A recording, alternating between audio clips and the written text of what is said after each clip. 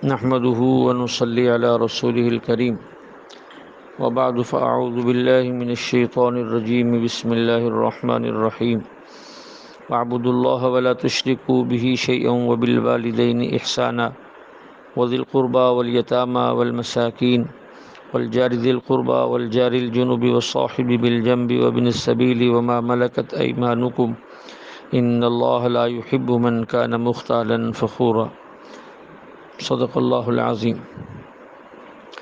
میرے محترم معزز خواتین و حضرات، انہی آیات کے متعلق پہلے ایک درس میں کچھ عرض کیا جا چکا ہے، آج بھی اسی آیت کے متعلق کچھ عرض کرنا ہے۔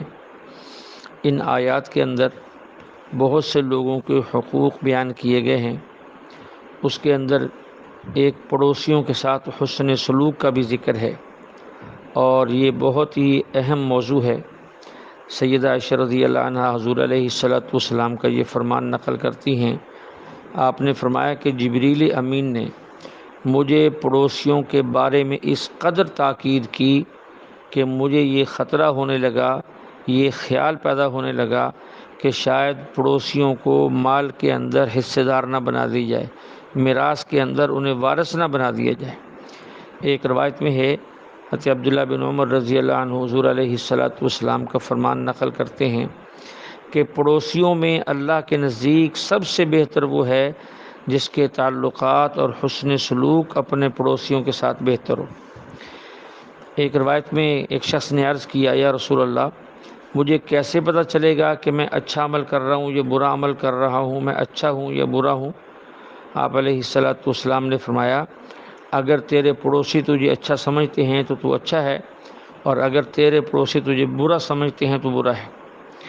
ایک موقع پہ حضور علیہ السلام نے ارشاد فرمایا، اللہ کی قسم وہ مومن نہیں ہے۔ 3 دفعہ یہ جملہ ارشاد فرمایا، اللہ کی قسم وہ مومن نہیں ہے۔ صحابہ نے عرض کی، یا رسول اللہ کون؟ فرمایا، جس کا پڑوسی اس کی شرارتوں سے محفوظ نہ رہے۔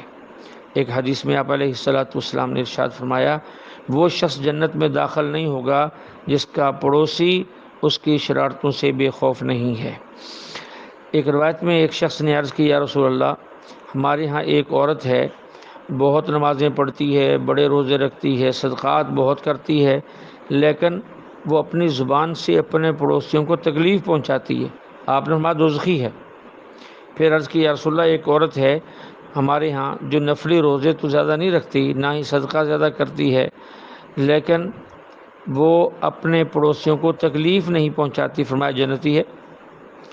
حضرت ابن عباس رضی اللہ عنہما فرماتے ہیں کہ حضور علیہ السلام سے میں نے یہ سنا کہ وہ شخص مومن ہی نہیں جو خود پیٹ بھر کر سو جائے اور اس کا پڑوسی جو ہے وہ بھوکا رہے۔ تو کتنا حسن سلوک کا حکم ہے پڑوسیوں کے ساتھ۔ حضرت عائشہ رضی اللہ عنہا بھی فرماتی ہیں کہ میں نے عرض کی، یا رسول اللہ، اگر میرے 2 پڑوسی ہوں تو ان میں سے کون میرے ہدیے کا زیادہ مستحق ہے؟ آپ نے فرمایا کہ دونوں میں سے جس کا دروازہ تمہارے زیادہ قریب ہو وہ زیادہ حقدار ہے۔ اسی طرح قرآن کے الفاظ جو ہم نے پڑھے ہیں، والجار ذی القربہ، الجار ذی القربہ کا مطلب پہلے بھی بیان ہو چکا، اس کا مطلب پڑوسی ہے۔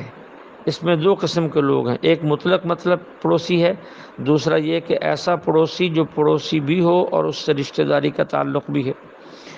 اور اسی طرح والجار الجنب، اس سے مراد صرف وہ پڑوسی ہے جس کے ساتھ کوئی رشتہ داری نہ ہو۔ ایسے ہی ان آیات میں ایک لفظ ہے الصاحب بالجنب، پہلو کا ساتھی۔